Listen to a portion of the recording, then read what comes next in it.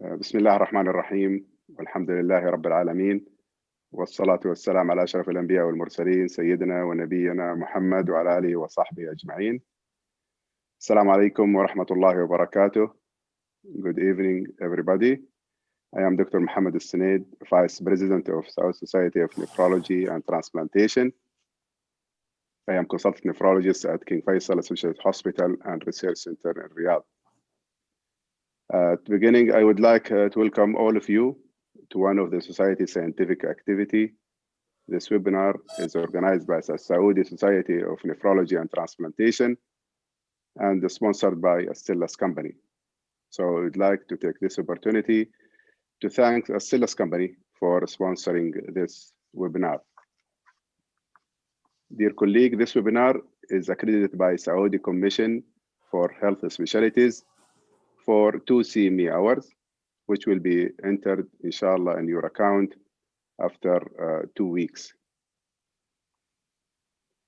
And if you have any question related to presentation, so please do not hesitate to write it in the question and answer side in the top of the screen, and it will be answered at the end of the presentation. And for your information, there is no attendance certificate for this webinar.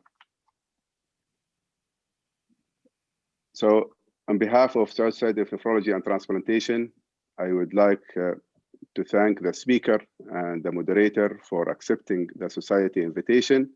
And also, I would like to thank all participants for joining us this evening. And I wish you all to enjoy this scientific activity. Prof. Saad, the mic is yours. You can start the meeting. Bismillah ar-Rahman ar-Rahim. Assalamu alaikum wa rahmatullahi wa barakatuh.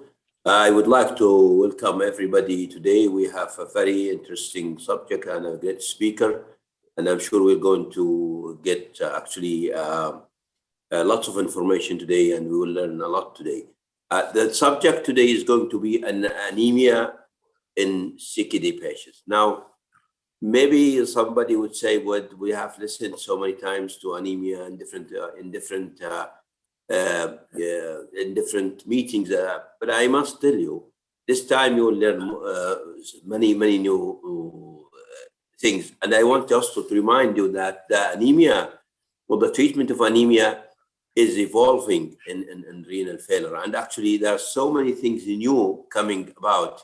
We know about the Erythropoietin, but our speaker today will tell us about the maximum, or how to maximize treatment of anemia, in taking into consideration the quality of the life, as well as how much is cost effective to treat the patient. Our speaker doesn't need actually introduction today. He's my colleague and my friend, Dr. Abdul Karim Soida.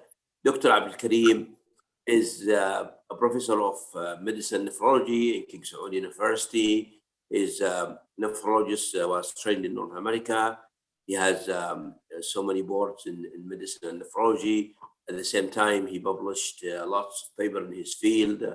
At one point, he worked for the Vita as a CMO, and he did a great job in the company.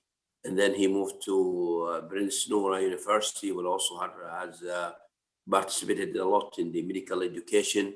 And today he actually will present us a very good talk. I'm sure it will be a very good talk about the challenges in the anemia management in our patients. So please, with me, welcome Dr. Abdul Karim. Dr. Abdul Karim, the mic is yours. Assalamu alaikum wa rahmatullahi wa barakatuh. Thank you so much, Prof. Saad, for this nice presentation. And I would like to thank the Saudi Society of Nephrology for giving me the opportunity to speak to you today about one critical topics that commonly seen in our day-to-day practice as nephrologists.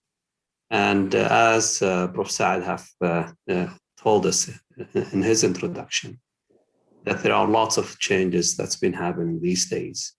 And it's quite critical that we will be conscious to them. As you all know, that anemia is one of the commonest complications of patients with chronic kidney disease. And as we lose our kidney function, you will see a progressive increase in the prevalence of anemia. And it gets almost to 60 to 70% in stage 5 CKD before they reach into their dialysis. The anemia is been associated with multiple complications and impacts in the patient quality and in the physical activities. And one of the biggest prospective data on 2,000 patients with CKD non-dialysis, stage 3 to 5. All were adult that been followed up in 43 nephrology practice in US, Brazil, and CKD outcomes clinic. And it has shown clearly that there has been association of high hemoglobin level with better quality of life and physical activity. Also, higher hemoglobin above 12 was associated with less risk of progression of chronic kidney diseases and for all causes mortality. So it's very clear that anemia has been associated with poor outcome. But please be careful that I'm saying it's an association, it's not a causation. We always tend to see the anemia as one of the minor complications of CKD. Though from the patient perspective, this is quite critical. And when we look to the SONG initiative for the patient with chronic kidney disease, the symptom of fatigability and reduced physical function have been identified by patients as high priorities. And us as a clinician, we have to pay lots of attention into these symptoms, and we need to actively manage them because they are quite critical to our patients. As you all know, the three main factors for anemia in patients with CKD is iron deficiency, whether it's absolute or functional, erythropoietin deficiencies, and many of our patients with CKD, they are having an inflammatory state, as we are going to discuss later on. Let us start with what you need to do when you evaluate a patient with anemia and chronic kidney disease. Please remember that this is a diagnosis of exclusion. Before we blame the kidney and loss of the kidney function as a cause of anemia, we needed to make sure that we exclude other potential causes. These patients is at the same risk of having bleeding from their guts, whether it's related to local pathology or malignancies. Many of our patients with chronic kidney diseases, they have a nutritional, been malnourished with very rigid and strict dietary intake. So you needed also to look into the other factors that contribute to anemias. Also, hyperparathyroidism plays a major part in causing anemia. So before we blame that this is just a loss of the kidney function and causing the anemia, please examine your patient carefully to make sure that you are not missing other etiology or other potential causes causing the anemia in your patient.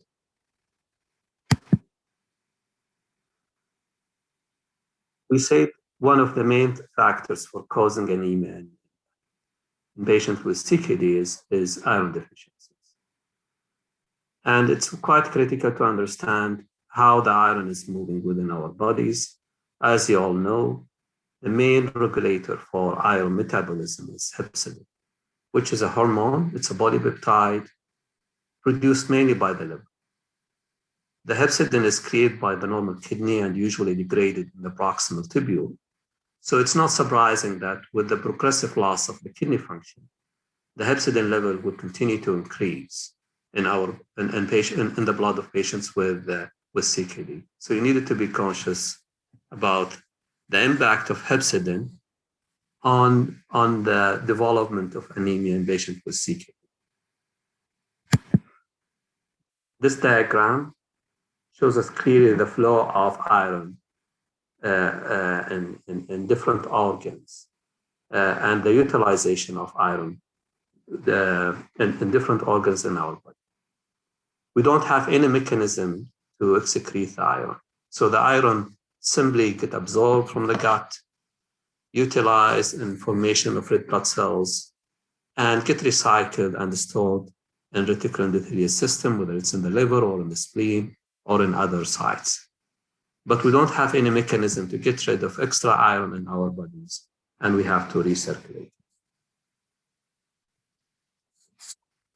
As we said, hepcidin is the main hormone controlling the iron, and the ferroportin is transmembrane horse that will enhance the release of iron from within the cells to the circulation to be utilized in the production of red blood cells.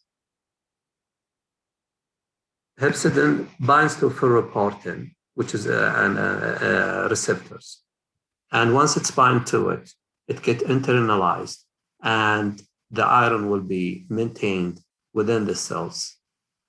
Similarly, when we have a low hepcidin level, the ferroportin will attach to the cell walls and the iron will get released. So the expression of ferroportin is directly correlated and inversely related to hepcidin. If we need high iron requirement, the hepcidin level will be low. And if we need a low iron requirement, then the hepcidin level will be high. This slide shows the mechanism of anemia in patients with CKD. So we have a high hepcidin level, which will block the absorption of iron from the duodenum, and it will sequester the iron in macrophages in the liver and in other reticular endothelial cells. Many of our patients, they have significant drop of their erythropoietin production with the loss of the kidney function. The uremic toxin have an indirect impact on bone marrow, and it causes anemia by reducing the productions of red blood cells from the bone marrow. We have an inflammatory state, which is quite obvious in patients with CKDs, and it gets more and more with worsening of kidney function. And as we are going to see later on, that the inflammation has also major impact on causing anemia in patients with CKD.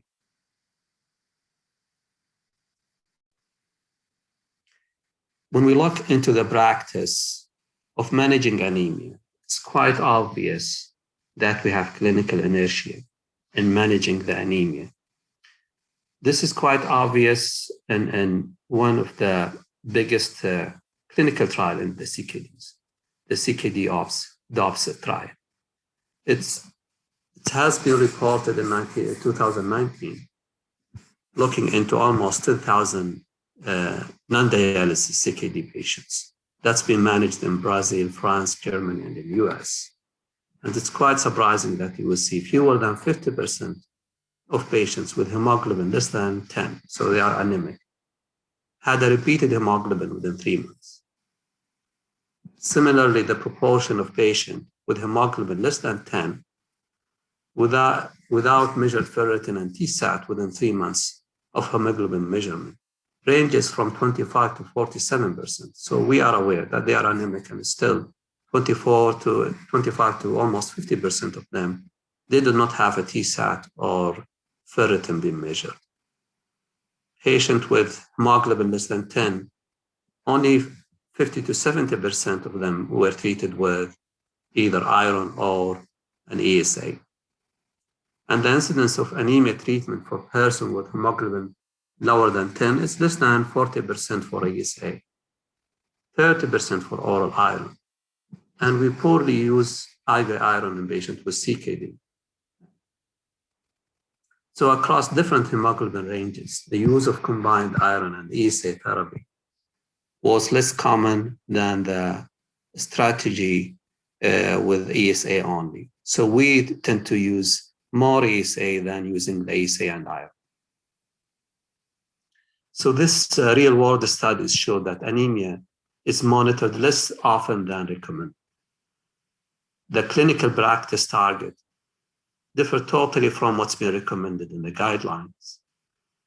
Many of our patients are being left untreated, and the rate of discontinuation of therapy reach a high level after 12 months of patient being seen by a nephrologist. Now remember, all of these patients is being followed up and by nephrologists. And you can see and appreciate that the only way that you can explain this is the reluctance of the nephrology to be aggressive in managing the anemia. And probably the less appreciation of nephrologists into the impact of anemia on the quality of life or the clinical outcomes. This is another study that it was done in the Swedish Renal Registry. And again, it involved almost 11,000 patients with non-dialysis CKD. All of them, they were on ESA.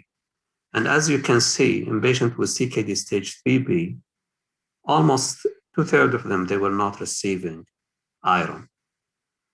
And the same thing, you can see it in CKD stage 4. The utilization of IV iron was low in stages 3, 4, and 5 before they reach into dialysis. But it's much more common on dialysis patients, and probably this is because of the easiness of giving IV iron. But also, if you look to the oral iron, was only utilized 20% in those with stage 3B or stage 4. And it's almost similar in stage 5. So we are not aggressive in terms of using oral or IV iron in patients with CKD and anemia, and we tend to move quickly to using the ESA. Definitely, when we try to diagnose anemia, we face lots of challenges. The biomarkers, classic biomarkers that we use for diagnosing anemia is ferritin, which has when it's, the cutoff that we've been used in most of the guidelines is less than 100. And just to let you know that the sensitivity is almost 35% and specificity is 70%. The TSAT, less than 20, will be sensitive in 60% and specific in 80%. We know that, the gold standard is bone marrow iron staining. However, this is going to be quite painful to the patients and they are not able to repeat it. So really the clinical use of it has been limited. In a cohort of 100 patients with CKD, when we used the ferritin and TSAT, it detected only 17%. But when they looked into their bone marrow, 50% of them, they were iron deficient. We have other parameters like reticulocyte hemoglobin content or hypochromic red cells percent. They are more sensitive and specific than the ferritin and TSAT. However, we don't have any treatment target that's been established based on clinical trial. So their limitation has been really limited. The most confusing things is, I'm sure all of you have come across patients who their ferritin and TSAT is within target and their hemoglobin is low. And when we challenge them with an IV iron, many of these patients, they have a significant increase in their hemoglobin. Just to show you the limitations of using the ferritin and the TSATs, which is the commonest way of diagnosing the iron deficiency anemia in our patients. Definitely, we need to develop a new parameters that will help us to have a more accurate diagnosis of true deficient iron status in patients with CKD. When we handle the iron therapy in non-dialysis CKD, it goes into whether you'll be proactive or reactive. I'm sure all of you are aware about pivotal trial, the one that was done in dialysis patient, and it has shown that proactive management of iron in dialysis patient will definitely decrease the ESA dose and help the patient to get into their target. If we look to the patients who are not on dialysis with earlier stages of CKDs, there has been one study that looked into this. Sorry, just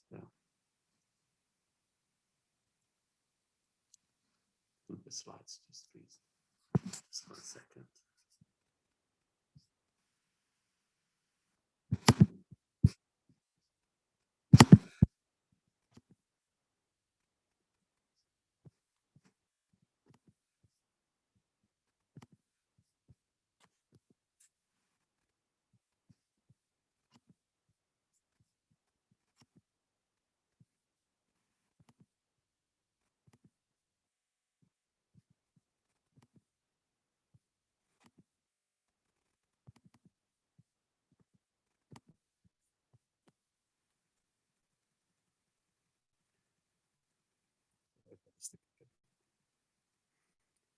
Okay. So in this study, they looked into using IV iron as a proactive approach in managing non-dialysis CKD. It was a randomized controlled trial of 600 plus patients, stage 3 to 5, with a ferritin level less than 100 or ferritin level less than 200 with TSAT less than 20. And they were randomized into three groups, one receiving IV iron with target of ferritin of 400 to 600. And the second group is IV iron at target of 100 to 200. And the control arm was on oral iron. The primary outcomes was the time to initiation of other anemia management, defined as ASA or blood transfusion, or using other iron alternative, or hemoglobin less than 10. And in this trial have shown that compared to oral iron group, using high ferritin group had 35% lower risk of reaching into the primary outcome during a 52 weeks follow-up. So as you can see that those who have a higher ferritin, ranging between 300 to 500, they have less frequency of getting to the primary outcomes and a positive impact. However, ferritin of 100 to 200 using IV iron or oral iron did not have any significant difference. And in this study, as usual, we are concerned about whether using IV iron and raising the ferritin level will have an impact in terms of increase the events of infection or cardiovascular events. And in this study, they were not able to show any difference among the three groups in terms of these concerns and adverse effects. So if we look to the iron deficiency in CKD, it's one of commonest cause. We have most of our clinical trial were done looking into the indices, but we don't have a patient level outcomes for iron replacement. By that, what I meant, mortality or hospitalization or cardiovascular event. We have lots of patients who have functional iron deficiency anemia, and our current indices, whether it's ferritin or TSAT, they have a very limited capacities in terms of helping us in accurately diagnosing iron deficiency. We always have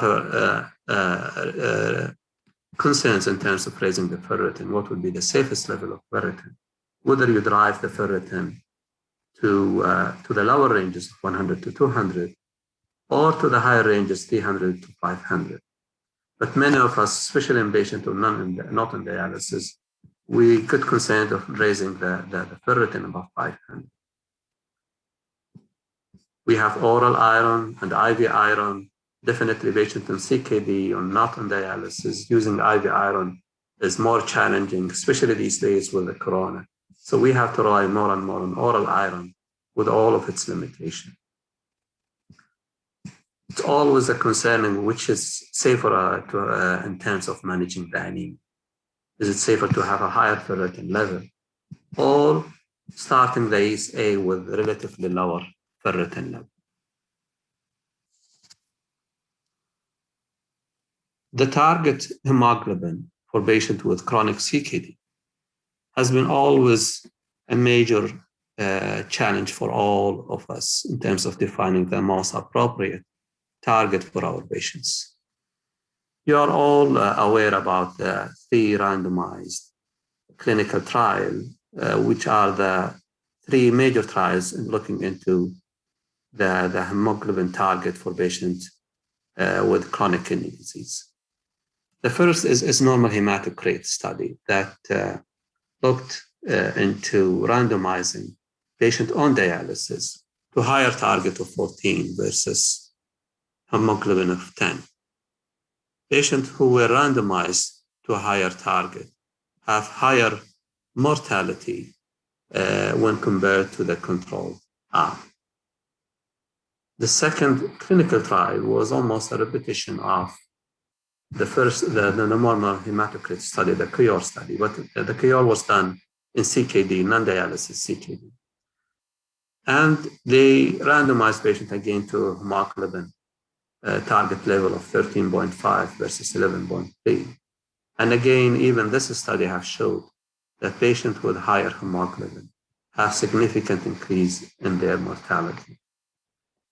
The third trial was the TREAT, and it was a randomized controlled trial with a placebo arms in non-dialysis CKD.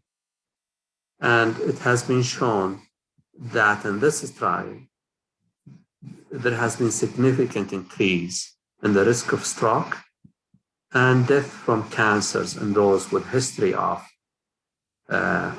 cancer, and that was one of significant risk that has been defined in this clinical trial. So from all these 3 clinical trials and many others that has been published since then, we have known that normalizing the hemoglobin level in all patients will have a harmful effect. However, these clinical trials have significant issues that we need to keep in our mind. The ASA was given to patients with hemoglobin above 10, which is not a common practice that we do these days. They all moved to full correction of anemia with a target more than 13. And we know that, that might not be applicable to every patient. We tend not to use an ESA for patients with mild anemia and non-dialysis CKD. And we usually go with other alternative treatment in terms of correcting the iron releases before we move to the ESA. There has been no benefit and increased risk of cardiovascular event. However, the main things that we were not sure, is it truly the ESA or the hemoglobin level that caused this harmful effect in terms of increase the cardiovascular mortality, the overall mortality, and the recurrence and death from cancer-related death.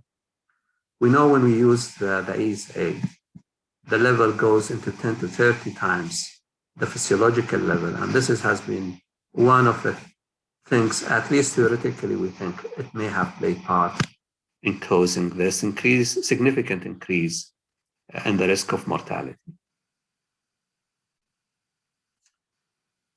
However, all of us are totally aware that the hemoglobin target should not be the same for a patient of 25-year-old with familial GM and CKD4 who's fully functioning and target the same hemoglobin level for a 67-year-old gentleman with multiple comorbidities and CKD stage 4. And until we have a very detailed predictive way of knowing what will be the individualized hemoglobin target for individual patient based on his cardiovascular risks and prediction factors, we will not be able to know what would be the most ideal way in terms of predicting the hemoglobin level. Definitely, when we wanted the higher hemoglobin level, we want to decrease the risk of transfusion and handle the fatigability, which is quite critical, especially for young patients. But definitely, we don't want to increase the cardiovascular events, hypertension, thromboembolism, or cancer progression. So we have to look into this and keep the right balance between the two sides.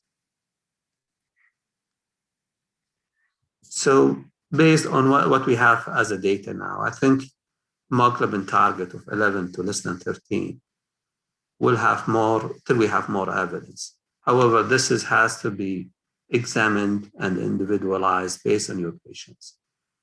I have let some of our patients to go into even 9 or 9.5 if it's fully, if their functional status is poor and they are not having significant physical activities. And I think you needed to look carefully and ask the patient about their other symptoms. And you may target hemoglobin level higher than the usual cases if we are dealing with a young person with very low cardiovascular mortality. And definitely before we start the ESA, we needed to make sure that we have adequate iron indices. Now, there has been very significant revolution in terms of management of anemia. This is all related to our understanding of hypoxia-inducible factor.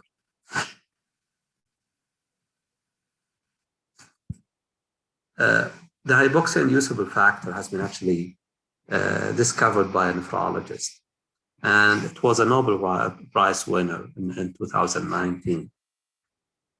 So hypoxia-inducible factor, or HIF, is a transcriptional complex. It composes of two units, alpha and beta subunits. They combine together, they cross to the nucleus, and they will induce the production of erythropoietin. Normally, in normoxemic state, the alpha subunit gets degraded by proline hydroxylation. And the new medications that we have, it will block these enzymes. So you will have enough amount of alpha subunits that will bind to beta subunits, and they will enhance the production of erythropoietin. So the HIF controls the renal and hepatic EPO production and coordinate erythropoiesis with iron metabolism.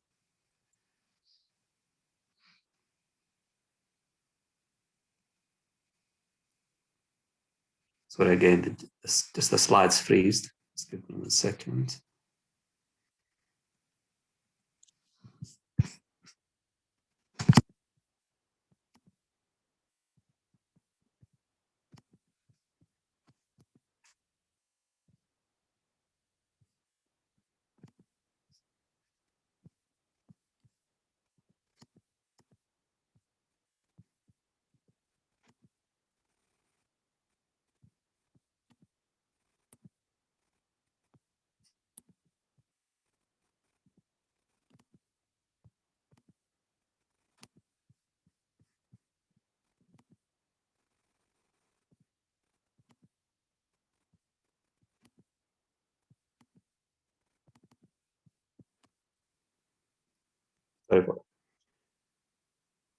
So currently we have 3 oral HIF hypoxia-inducible factor propyl hydroxylase inhibitors, or much easier to say HIF stabilizers. Dabradustat, Roxadustat, and Vadadustat. These 3 medications, they have reached into phase 3 clinical trials. However, there are many others in earlier stages, stage 1 and 2.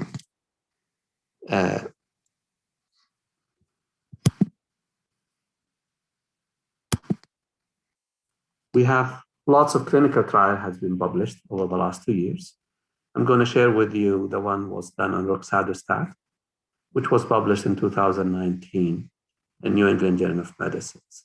It was a randomized controlled trial that was done in non-dialysis CKD patients.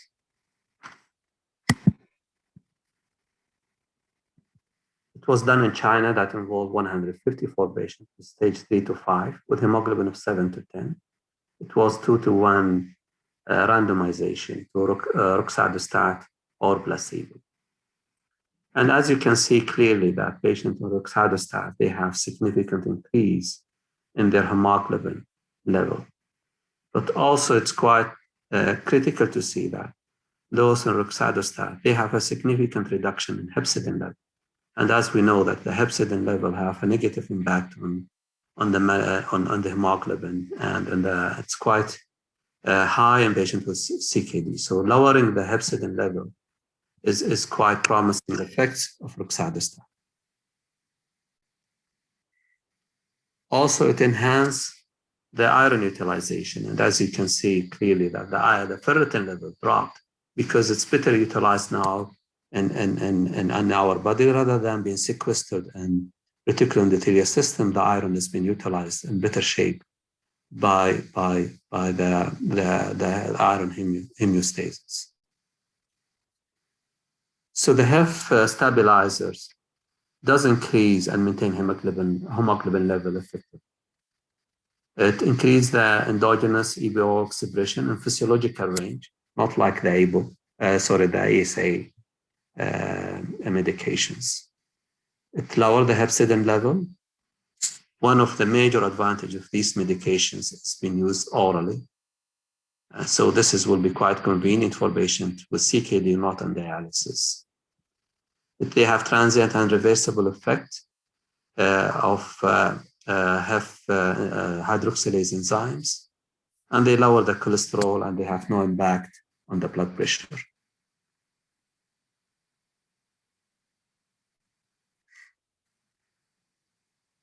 This medication is relatively new, so we have to be conscious about its safety.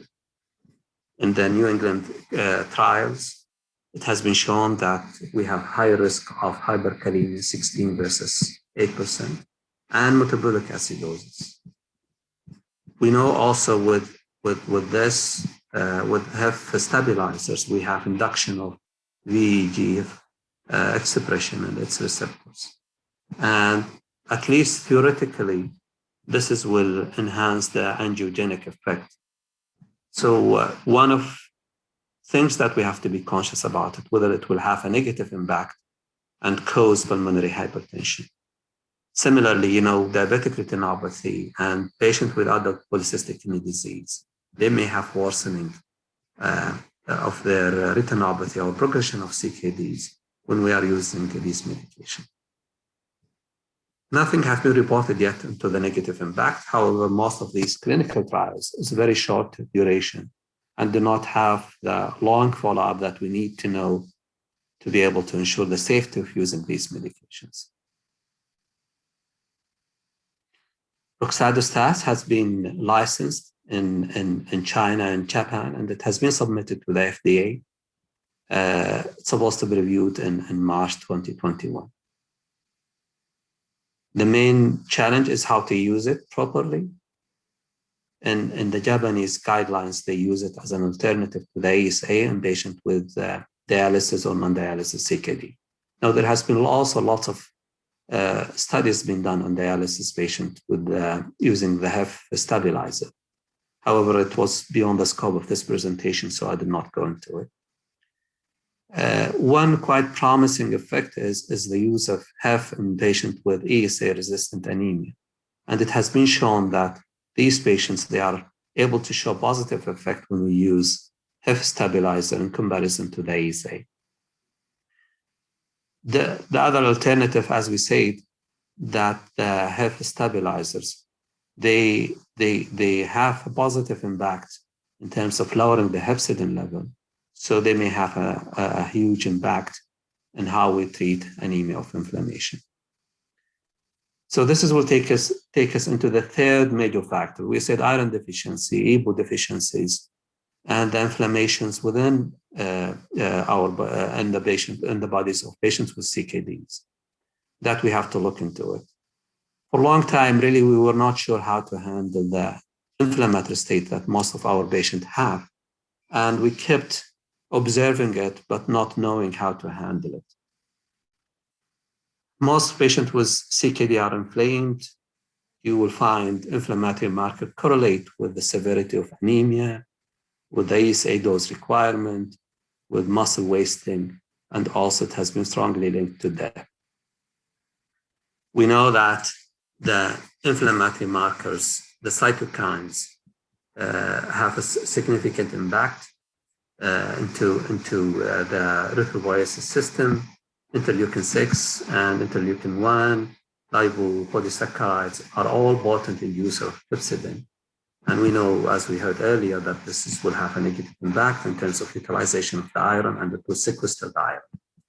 Cytokines also, they damage the erythroid progenitors. And interleukin-1 and TNF inhibitors, they all block the secretion of EPO from the kidneys and also negatively impact the EPO receptors. So we are all aware about this, but how can we handle it? This is really the major challenge. So with inflammatory state, we have poor response to ESA. We have significant level of hepcidin increment, and that will have a negative impact on the availability of endogenous and exogenous iron. We have dearrangement in oxygen sensing through the HIF pathway. So can we do anything about it? And that's what has been shown in phase 1 and 2 placebo-controlled trial that looked into anti-interleukin-6 antibodies and their impact. So again, this is very early phases of looking into how we can handle the anemia of inflammation. So this is proof of concept randomized control trial. It involved hemodialysis patients, not CKD on non-dialysis.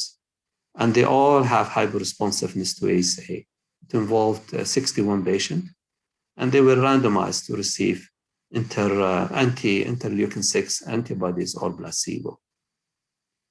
What we can see that those who have received interleukin-6 antibodies have significant reduction in the inflammatory markers, whether we look to high sensitivity CRP or serum amyloid or fibrinogen. But also they have significant increase in their hemoglobin, decrease in ESA dose, and significant reduction of hepcidin by almost 88%. So this is new way of handling the anemia of inflammation in very early phases. And we hope with more and more data that, and more study done on that, on how to handle the anemia, we'll be able to understand how to handle anemia of CKD in proper way.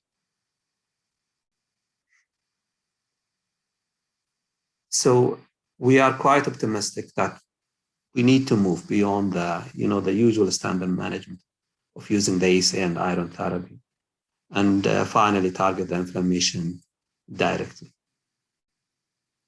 The last part of my presentation is about the sodium glucose cotransporter inhibitors and their impact on erythropoietin secretion. We know that SGL2 inhibitor in multiple trials have been consistently reported that they have a sustained and significant increase in their hematocrit and hemoglobin concentration. The mechanism is not yet fully understood. However, if we look into what will happen among diabetic patients, is in normal glycemic state, we have the secretion of erythropoietin from fibroblasts in the interstitium in the proximal tubules, attached to the proximal tubules. Now, with hyperglycemia, you have a significant increase in the consumption of energies and induction of hypoxia, which will induce hypoxia and damage to the fibroblast and transformation of this fibroblast into fibromyoblast. Now, using the SGL2 inhibitors will block the absorption of the glucose, will restore the normoxemic phase of the interstitiums, and will maintain the interstitium healthy in patients with diabetes.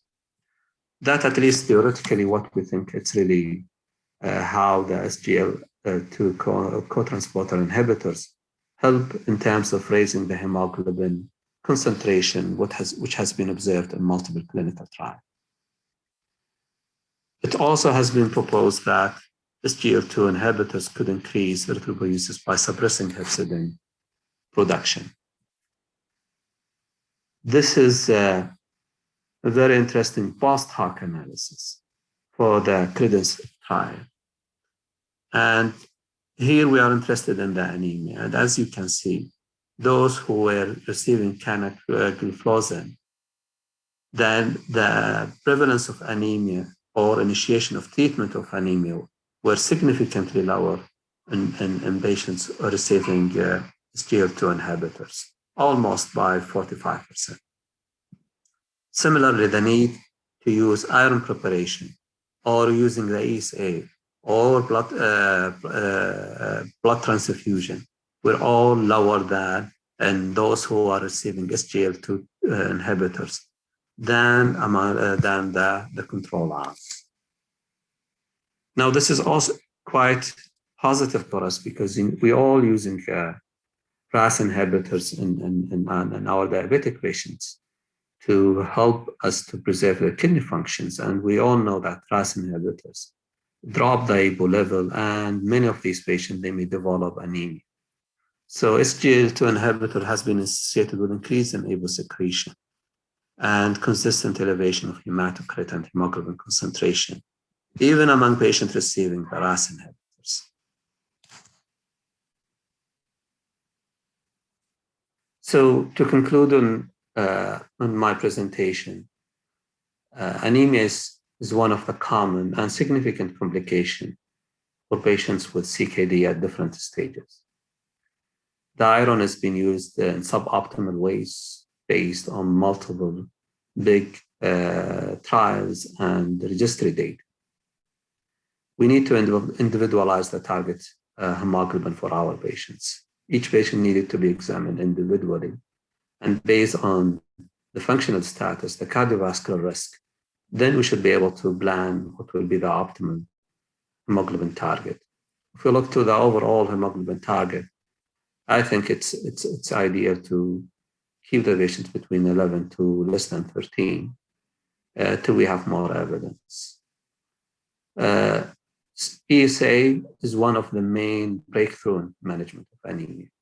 However, they needed to be started when you have adequate iron in pieces. HIF stabilizers are a novel treatment for anemia of CKD. They are showing very promising outcomes. Very likely that they will be sharing with the ESA the way that we will use them in management of anemia. They have a huge advantage of being used orally rather than sub-Q or intravenous like the ESA. Definitely, they will be of a major help in ESA-resistant cases and anemia of inflammation. We needed to have more longitudinal data to be able to look into the safety of using these medication in patients with chronic kidney disease. Thank you so much for your lesson. Thank you, Dr. Abdul Karim. I really enjoyed this presentation, and we really learned a lot from your topics. Particularly today, what you present is really up to date. We have few questions here from the audience, if you would allow me. One of the questions I think I can answer, but I would leave it for you to answer. One of the doctors asking what is ESA, and ask about the generic name. So if you attend so many lectures in nephrology, will so can you tell the audience what is ESA or ESA? I apologize not declaring what's ESA. It's erythropoietin stimulating agents.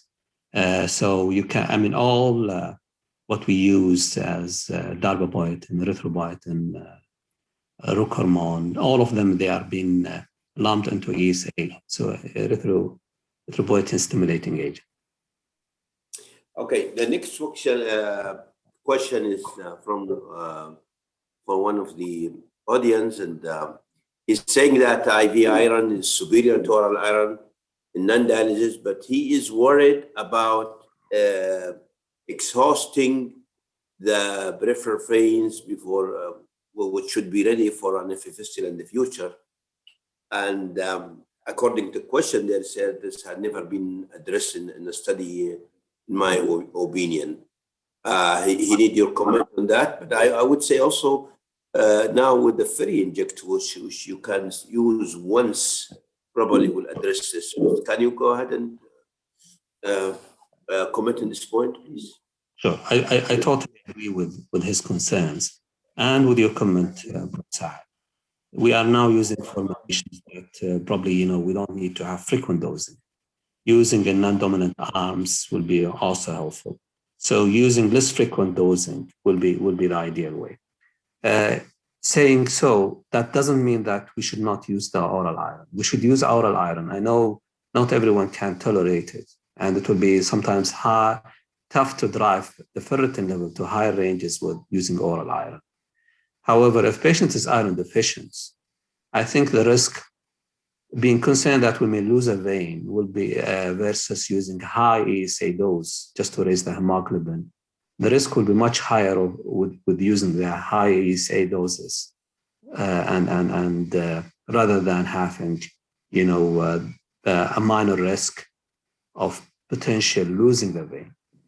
There are veins that you can use safely, and they will never be used as a vascular access. The dorsum of the hand, we don't use them as a vascular access. And if you use, the dominant hand, hopefully that will help also in terms of preserving the vein. So 100% agree with both comments.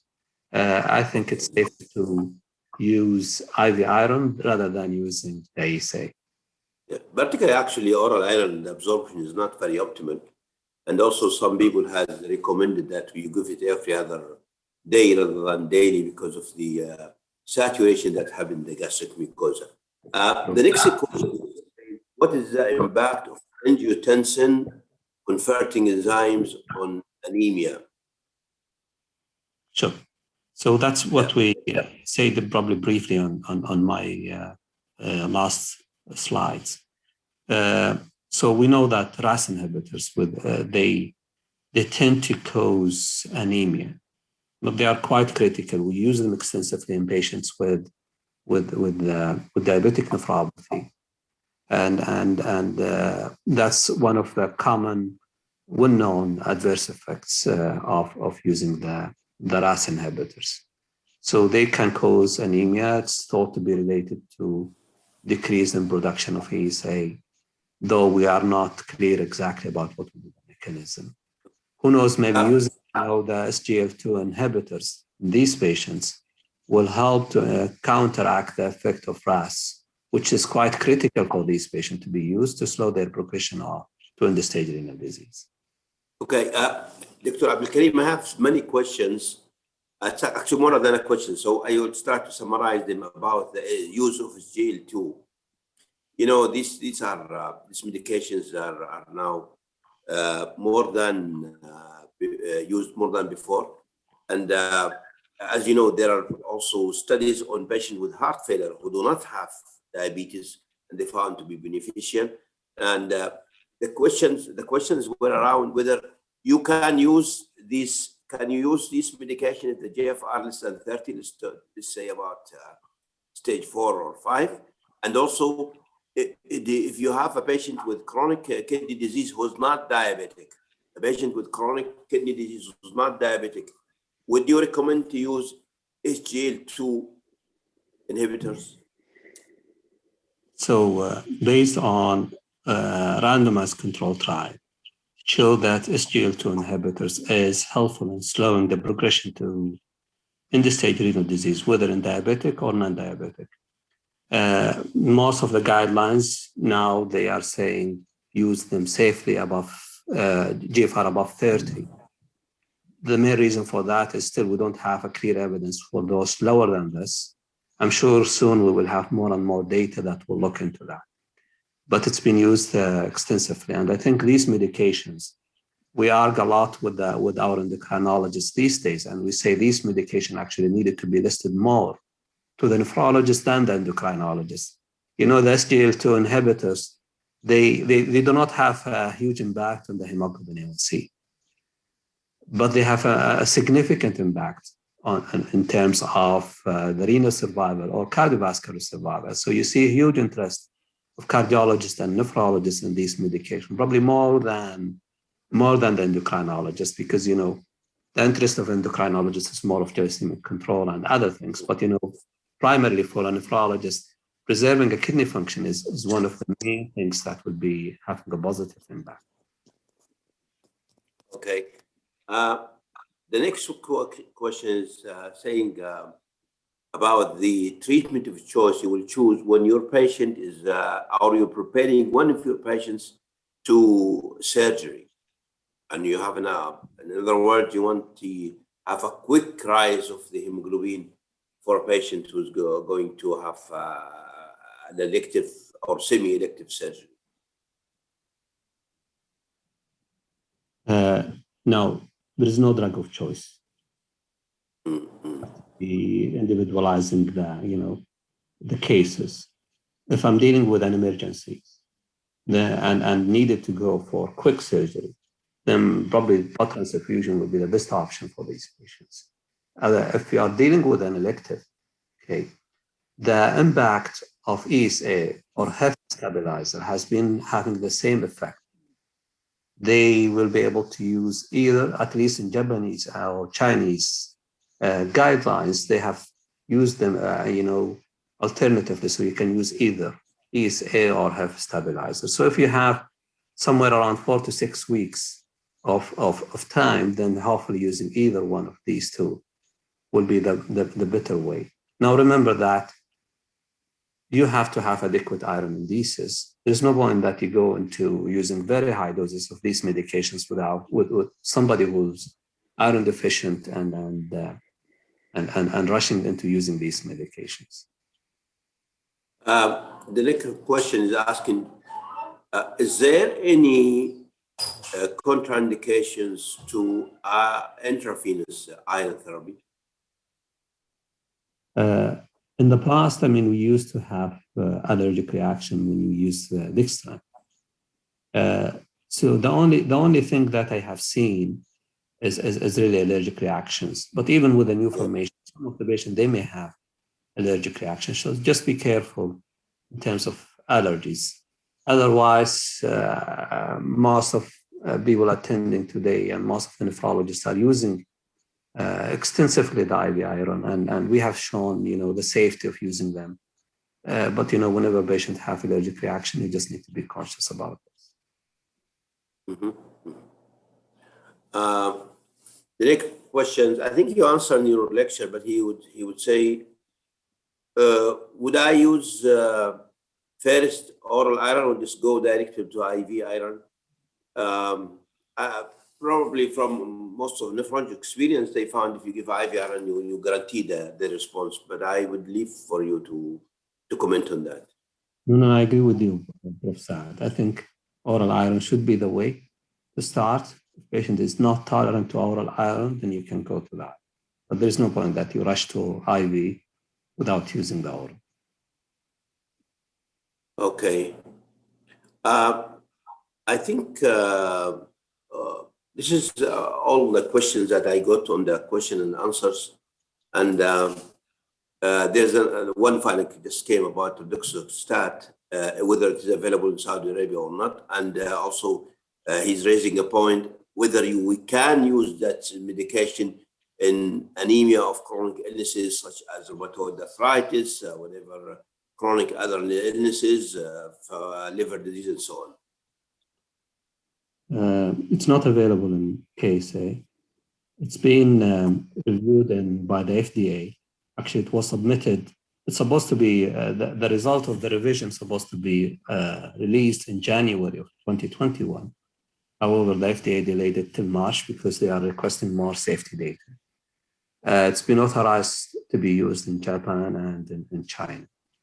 I'm sure once it's been registered in the US FDA, you will find it more and more available in other markets.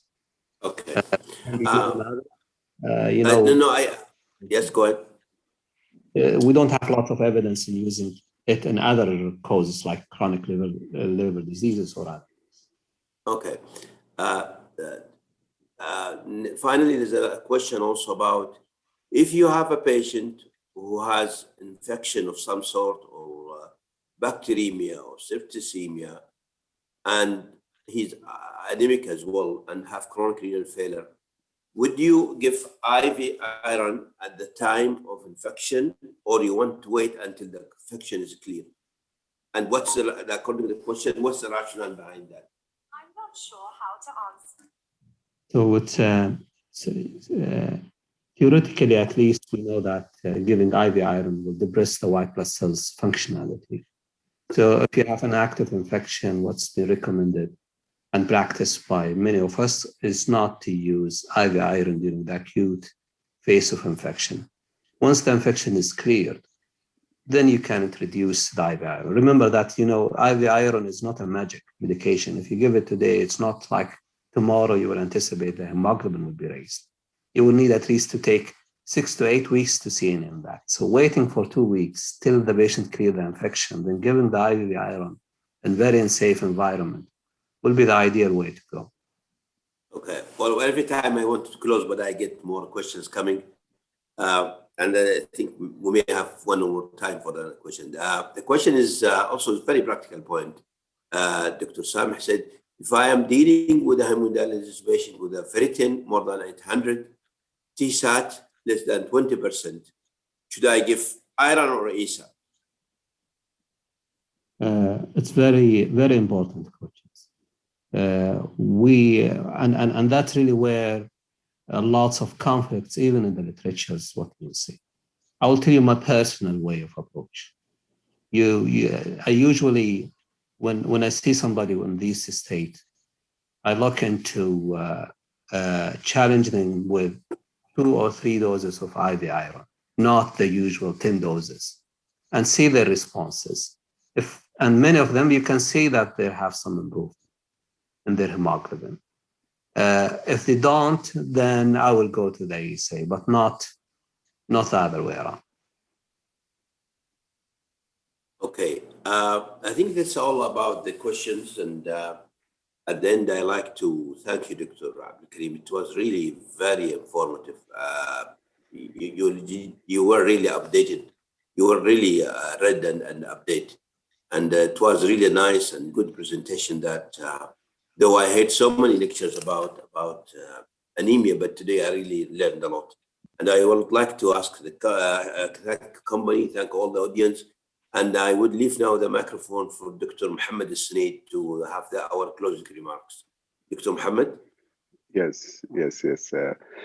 Thank you, Prof. Abdelkarim, for the really excellent talk. And also thank you, Prof. Saad Al-Shayib, for really wonderful moderation, for a really excellent talk. And also I would like to thank all participants for their really active participation today. And also I would like to thank again the Astellas company for sponsoring this scientific event, and also our colleague in event Troop for their technical support for this webinar. And just before we end, I would like to remind you all for the upcoming scientific webinar after 3 weeks on 24th of February. It will be in the same time, 8:30 p.m. Riyadh time. So we're looking forward to see you all in this upcoming event. And thank you all again, and good night. Ma'as salama. Thank you.